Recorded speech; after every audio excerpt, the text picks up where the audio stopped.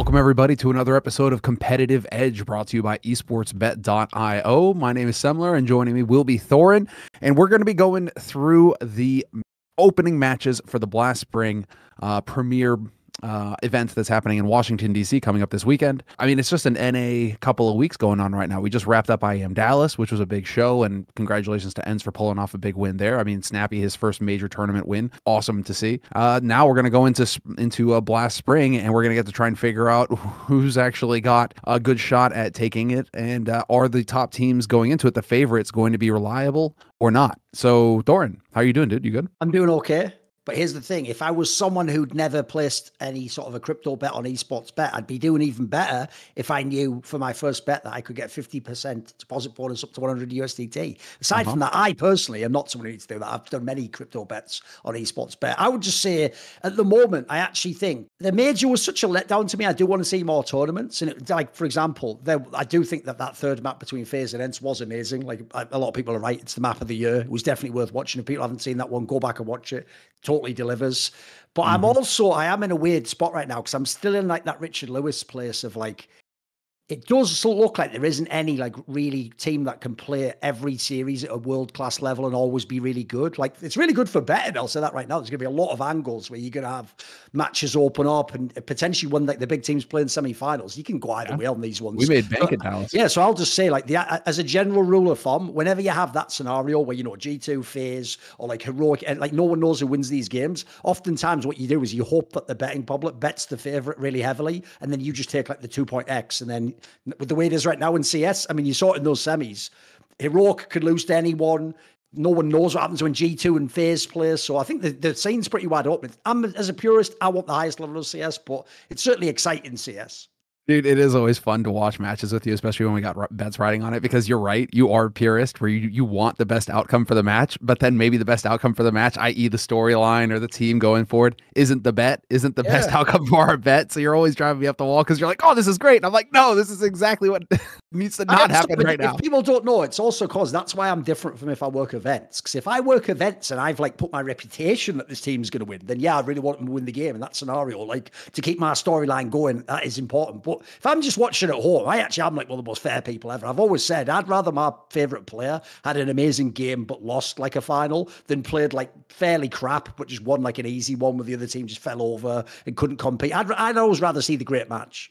I mean, yeah, of course. I mean, we did clean house on the final, but obviously could have been a better final. So, you know, for the bets it was great, but for the, you know, epic finale for IEM Dallas, it could have been a bit better. I mean, I was just I was just pondering or thinking about JDC's performance. I mean, talk about coming alive. I mean, the only reason Miles were even in that second map was because he was having basically a lifetime game against Ents. All of a sudden, he was just taking over and as a shot. So it did, in that respect, it made it much more interesting because all of a sudden he was they were a hair away from screwing our under. But yeah, it was good. It was good. So let's start figuring out how we want to approach this tournament because there's some interesting matches here. I mean, to kick things off, let's talk about Team Vitality and Imperial Esports, which perhaps is one of the less interesting ones to kick things off just because Imperial Esports are that much of an underdog. I mean, Vitality get a perfect start to their tournament, an opportunity to just ease their way in, wouldn't you say? Oh, especially because like obviously they're on like an insane map win streak. If people don't know, like from whatever, like something like partway in the quarters of Rio through to all the way through the major, they haven't lost a map. So they're on an insane heater right now. And let's be real, no one was going to pick Imperial to be the team that would take them down anyway. And then add in, Imperial have that stupid factor where like Fallen's probably leaving. Like everyone's heard the story. Like apparently he's going to go to Furia. I mean, it's been reported enough now in the Brazilian scene that sounds like it's on the cards. It's just sort of, I assume they're just getting the deal done and structuring it and getting all his like incentives packaged and all that. Now, I will say sometimes in Counter-Strike that can counterintuitively make teams actually just sort of say, well, fuck it, you know, just play however and just do whatever. Problem is, like, I've seen all these versions of Imperial play, and they're just fundamentally not a good team. And right now, the firepower on Vitality, I think it's just way too much. And another thing about Vitality as a team at the moment is just like a lot of teams, if you never lose a map and you're always winning 2-0, your map pool gets crazy. Every map, basically, you have locked down. Like right now, in the Veto, this is why it makes sense they won the major, even though they didn't play the top teams. Because they've gotten that status that a true world number one should have, where not only can you actually just pick whatever you want. But your maps are so strong, you do just pick into the weakness of your opponent. Like if you go and look at it, even though they had that win rate on Nuke where they haven't lost this year, they don't pick Nuke every time like FaZe would or Astralis back in the day. They just actually pick whatever the weakness of the opponent is, and they're even willing to play Anubis as a pick. So I think for Vitality, this is like a very nice starting matchup, like you're saying. You just get easily going in the tournament. For Imperial, I think it's a nightmare because actually, like I say, it's not even like you can get lucky and maybe the map they're going to pick that there's their best is one you like. I think they just pick you apart on this one. They just go wherever you're weak. Yeah, the way that their group shaped up, because in Imperial's group, they have Vitality, G2, and Cloud9. It's not like Group B, where at least maybe you could have run into Complexity and Astralis, and then maybe you have a fighting chance. But, in that group, it's going to be very, very difficult for Imperial to advance. I think it's going to be very difficult for them to get a win at all. Like you say, Vitality are so strong right now. That's why for betting, though, this match is really tricky. Because when I looked at it, like, obviously, it's a waste of time. I'll tell you right now, to bet the Vitality odds. Like, it's non-existent. And in fact, because of this factor, let's be real, the people who run these sites know what they're doing. They're all to make money. They also understand, like I do, that the veto is going to be incredibly hard for Vitality. So even like a 2-0 handicap is like 1.3 odds, which isn't that great. So instead, what I thought is this. In general, if you're only going to place 1 or 2 bets, there are other matches later that I will talk about. G2 versus C9, FaZe versus Astralis. Well, I think they're better betting odds either way. If you want to bet this one, what I would suggest is this. I would do some under bets. Because I actually think there is a world where Vitality just absolutely brutalizes them. Because not only can they pick into the weaknesses of Imperial, but think about the matchups, like Fallen against Zewu, Spinks against, pick whoever, Cello or something. You know what I mean? Like there's just not the players, unfortunately, on Vitality, on Imperial. So I actually think under bets, if you're going to do them, is the angle to go with here. Wow, and they are even the line, the guys coming up with the odds over at Esports Bet right now think the same thing, because it's not often that you see an under 23.5 as an option. So even they are thinking, because it could be some 16-6 maps here, right? That's what they're thinking. You would absolutely think so. And actually, you're right to think that, because 2.2 for an under 23.5, that's not too shabby. You could definitely be in a position to take that. And yeah, you guys are going to see on your screen now as we scroll through just as an aside, if you look at the veto, there's even a world where if I had to guess, it's probably going to be something like Vertigo and Overpass, the 2 maps. They're also maps you can absolutely batter a team on. Like if you have just a lockdown CT, I could see, that's why I could just see Vitality running away with this one. Yeah, I would agree with you. If you really like, the most conservative way that you could approach this is because all of the matches are best of 3. Keep that in mind. So there's no like best of 1 group phase where you're only betting on 1 map, because they're all best of 3. If you really wanted to be conservative about this, you could go for you could bet heavy on like the under on the 2-0 for Vitality. 1.3, if you were to bet a little bit bigger on that, it may be worth it. I think the under, like you say, the under is probably going to be a pretty satisfying approach to this one, because there's 7.5 odds for Imperial to win a best of 3 against Vitality, maybe a best of 1. Stars align. I don't know. Stars align. Zywoo's caught napping. Maybe he's jet lag, whatever. But in a best of 3, I don't see it. So let's move on to the next one, because the next one I think is going to be a little bit more open for discussion here, because it's going to be G2 versus Cloud9, and you can see the odds now: 1.5 for G2 to win, 2.3 for Cloud9. So, we do have a little bit, at least in this one, we have a little bit of an idea of the power level of these teams right now, just because Cloud9 kind of struggled at IEM Dallas. They got knocked down into the lower bracket by Astralis, 2-0'd by Astralis, no less. Even though, Devise was on a fantastic tear all tournament long. He was absolutely performing. But even then, you would think with the talent on Cloud9, to get 2-0'd by Astralis does not bode well. They then drop a map to Complexity and get 2-1 by FaZe. I don't know. What are we thinking of Cloud9 shape right now going into this one? Because really, there has to be some kind of redemption story for them right now. Yeah, the problem with Cloud9, as ever, is, basically, this is going to come into how I'm going to suggest people bet, is they're one of my teams where I don't bet them as a favorite. I do not trust them as a favorite, like as you're talking about. There will be a tournament, one out of every 3 tournaments, they will inexplicably lose, as you're saying, to not even top teams. They won't even lose to teams where, like in this case, there's Devise, but not even the teams where it's like the Firepower's equivalent. They can lose to the Complexities, the IHCs of the world. But the problem is, they remind me in this sense of the old outsiders to a degree.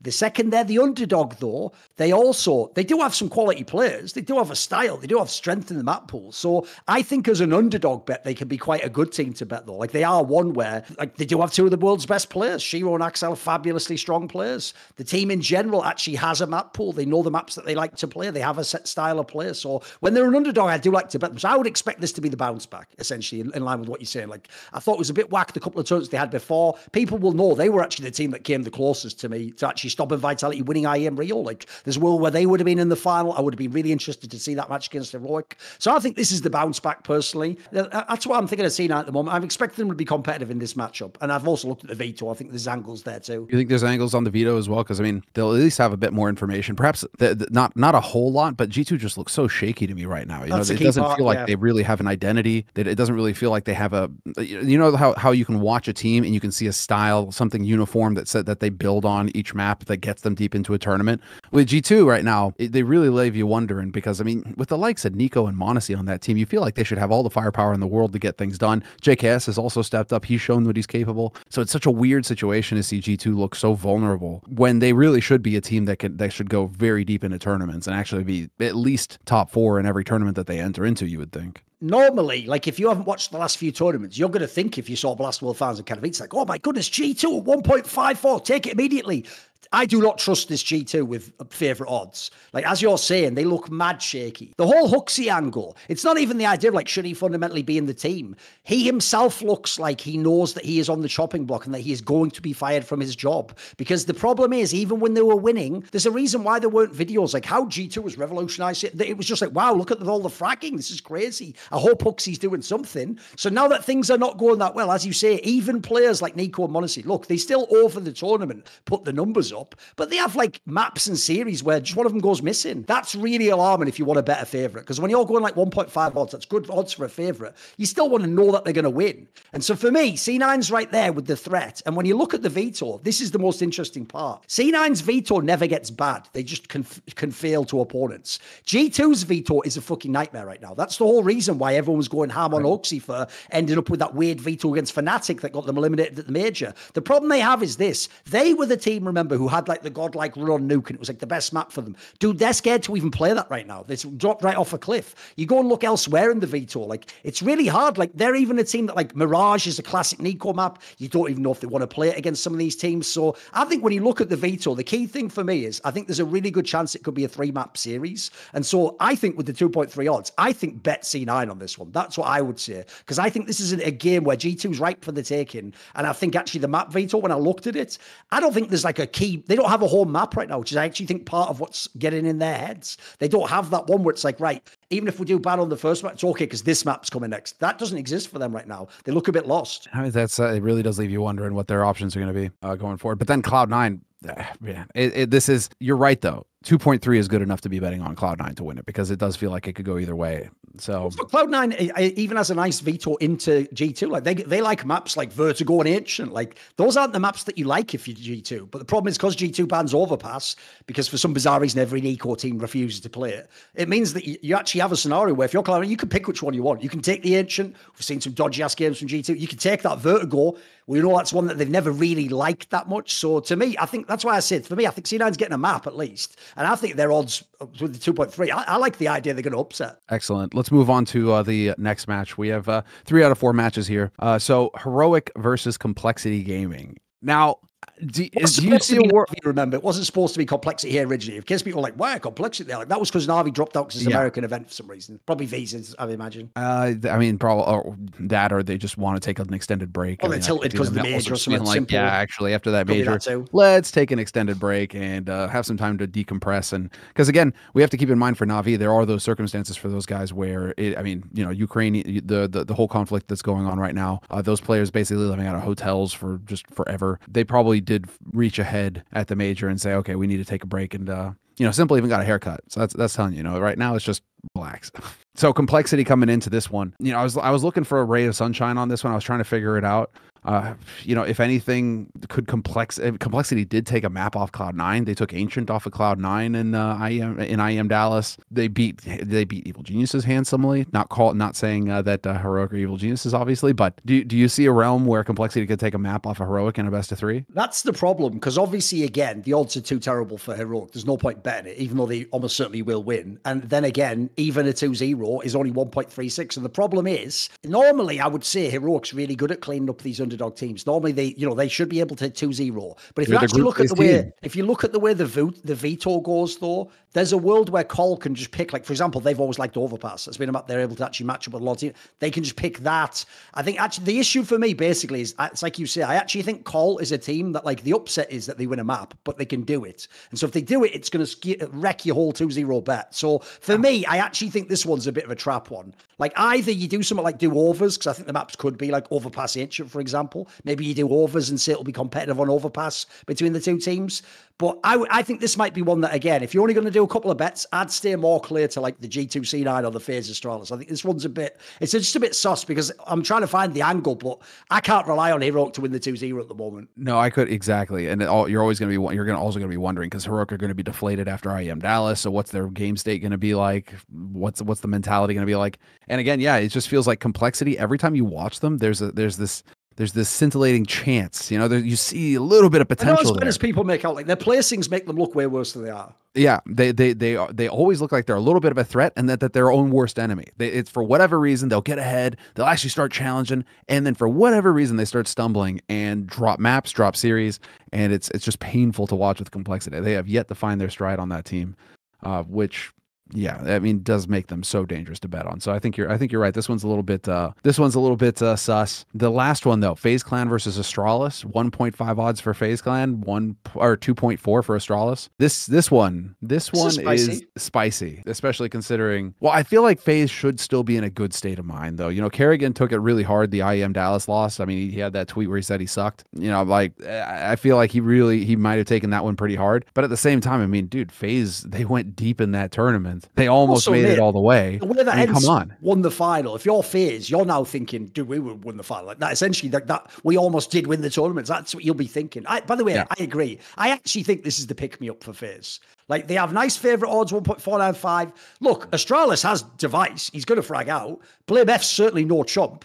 But the problem is FaZe has got all those weapons. They've got all those players. And the thing is, this is the key thing. You saw the way, I actually thought one of the most brilliant things about what Carrigan did in that semi-final against Dents that will be lost in history when people just look at the results in his frags, was they didn't play the way FaZe normally plays. They didn't play up-tempo and play a lot of fast attacks and just like rush in there with the entry pack. They actually, on T-side, played really controlled on the key maps and let the inexperience of some of the Ents players on stage peek into them. Now, here's the key thing. There are two players on Astralis who are essentially rookies. Like, they're not people who are used to tier one still. They've barely played. Remember, even when they got Devise back last year, they were playing the CCT online. They were playing small lands. Like, they've never actually had the big tournaments except for actually at the last event, and they didn't go that deep. So for me, I actually think the FaZe pick is a safe enough one. I think FaZe just has the quality throughout the team. I think people like Rops and Brokey are just good every tournament right now. So you can match up even with the stars. Like, look, I'll give them props on the side of Astralis. Devise might even end up being the best player in the match, but I don't think it's going to matter. And crucially,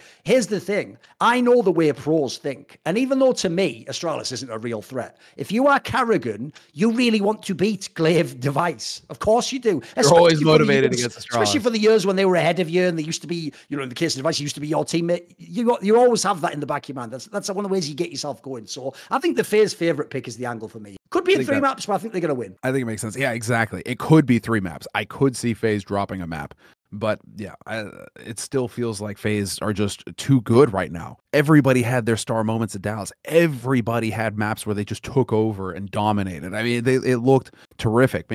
Obviously that's with the caveat that Carrigan, even Carrigan has strong performances, but he's not going to be a Rops or a Brokey. But man, dude, Rops and Brokey looked absolutely fantastic. And even Rain, dude, had some like really strong performances going on in Dallas. I mean, I feel like there's too much there. There's too much there for FaZe to fall to a team like Astralis, not in a best of 3. Best of 1. Again, right? Best of 1, maybe. Then you're starting to think, okay, 2.4, I don't know, for Astralis in a best of 1, but best of 3, it just feels like so much work for Astralis. And the real question, I mean, just as an aside, what I'm wondering is, are we going to keep seeing this kind of level out of Devise? Is he capable of pulling that kind of level off against a team like FaZe? That's going to be, I'm very curious to see about that. Well, the thing that I always thought was a bit silly about when the people used to critique Devise was like, remember, they used to critique him as like, it was just a choker, or, he's not flashy like Kenny CS or Fallen. Then eventually, like, he didn't choke and he was actually just doing better numbers than them. So then they had to move to like, well, he's just like a system AWPer, isn't he? It's just because of Glaven's Onyx system. It's like, no. I mean, first of all, when we went to NIP, he was fragging out early on. And then secondly,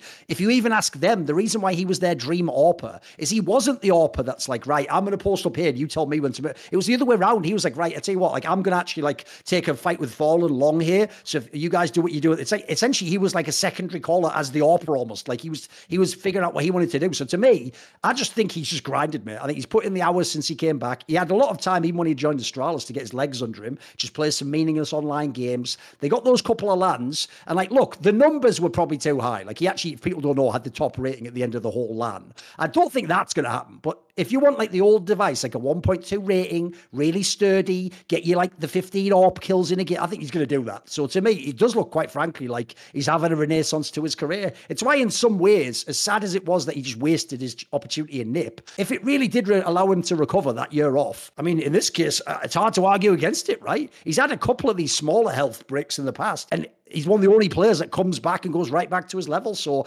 people know I'm biased. I'm a massive fan of the guy's game, but he's playing in great CS right now. I mean, he's still got years in him too. He's only 27. Like, yeah, people forget he was another one of those very young guys when he was reaching the top, like 17, 18. Yeah, exactly. It's not like he's going to throw in the towel anytime soon. There is still plenty of opportunity for Devise to get things moving. And if Astralis can actually pull some strings and start building around this guy, if he's performing at this level, it's going to be really entertaining. All right, so I agree with you on that as well. Like that is good enough. Those are good enough odds for me to take on FaZe. 1.5 odds for FaZe in a group phase best of 3. Yeah, I may even go 2 units on that and just say, okay, we're gonna go. So that's it for the opening matches. Now, what's cool is that on esportsbet.io, you can actually use they offer a bet essentially at the very beginning of the tournament before the tournament kicks off. You can bet on who you think is actually going to win the entire tournament, which is very cool. And also, I mean, add some spice, right? Because you know, anybody can say it on Twitter and be like, oh, I think these guys are going to win. Exactly. But if you actually place a bet on it, well, then now you're riding high. Now it's going to be interesting. So let me hear what you think about some of these odds here. Do you think that that you know, like 5.5 odds for FaZe to win the whole thing? It's with how well they played, could be fun. It could be interesting to see how that pans out. Yeah, first thing, just as a note, you won't find it in the CSGO section because what they do is the outrights are just for all games. So you have to scroll all the way down the esports ball at the bottom, be like second from bottom. There'll be a thing that says outright. They'll also have like LEC and League of Legends. Just go to the Blast Spring Finals, click that. As you say, the main one I'm looking at is FaZe 5.555 because remember, this tournament has 4 big teams and in theory, they have different, I would give them differing odds, but they could all win the tournament, right? And then they have the 4 underdogs who are very unlikely to win the tournament. So really what you're asking is there one of the 4 that makes sense? I think there are 2. You either do Vitality, which is like 3 point something. By the way, remember, for a team that just won 2 tournaments and won without losing a map, normally you'd have way worse than that. You'd be like 2 or 1.8 or something. So if you really believe in Vitality, that's not terrible either. You only have to be right like 1.37 times. So Vitality outright is a good one. I personally do think they looked a little bit better in the playoffs because they never got properly tested. I think they'll cool off a little bit. Like I would still take them as the favourite. The one thing I want to say before I say the FaZe one is the heroic and G2 ones, I think are traps. I would not bet those. That isn't high enough because both those teams, heroic just doesn't win finals. And then G2, they could actually come like the 5th at this tournament. That could really happen. Could, yeah, legit. So I'm with you. I actually think you either do Vitality as a heavy favourite, you believe in them, or this is just where I'm not saying FaZe will win, but I think the odds are very well priced. Like if you're asking me, like I would actually maybe say I'd have them the 3rd like most likely to win the tournament here. If they play heroic, maybe even 2nd. So I think 5.5, you don't even have to be right 1 in 5 times, guys. An 8-team tournament. So I actually think those are pretty spicy. I would put it so I will personally probably do that bet. So yes, I will take the FaZe 5.555. Even though yes, they haven't won that many tournaments this year. Look how close they've been though. I still think, in fact, I almost feel like they're due to somehow bullshit this one and win it. Right? That's the thing. Especially because I mean, dude, that last map against Ents could have gone either way so many times, and you know that the players are going to be making adjustments there. I mean, there were opportunities. So they're clearly dialed in right now. They should feel now that they've had a couple of days to cool off after Dallas and realize, okay, this is how it went. They have what they've had yesterday. I mean, they don't need to do a long-term travel either. It's not like you're moving continents. They're already in NA, so they can just fly over to DC, get set up at Blast, put a little bit of legwork in, get prepared, and they're already in that winning mindset because they were that close to taking Dallas. I think that it drew my eye immediately. Like, whoa, okay, that's pretty good for a FaZe bet right now, given the shape that they're in. So you know, like you say, G2 heroic right now, Cloud9 even Cloud9. The odds for Cloud9 kind of give it away. Odds are really good. It's just, again, I can believe in them in a series or a couple of series, but do I believe in them to actually, like, remember, this is going to be a stage component. Do I believe they're going to win on another team like Heroic? I'm always scared when they're in the big match, you know, even when they're in the favorite.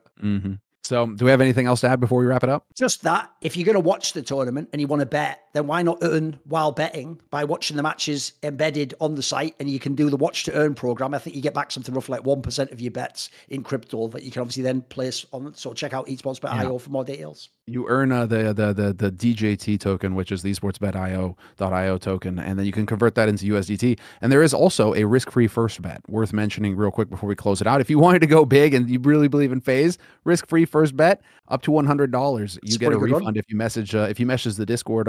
If you go onto their Discord, message the mods. If you lose that bet, you'll get refunded up to $100. So if you really want to play with some fire, ride the tiger. All right, thanks everybody for tuning in. We'll see you next time.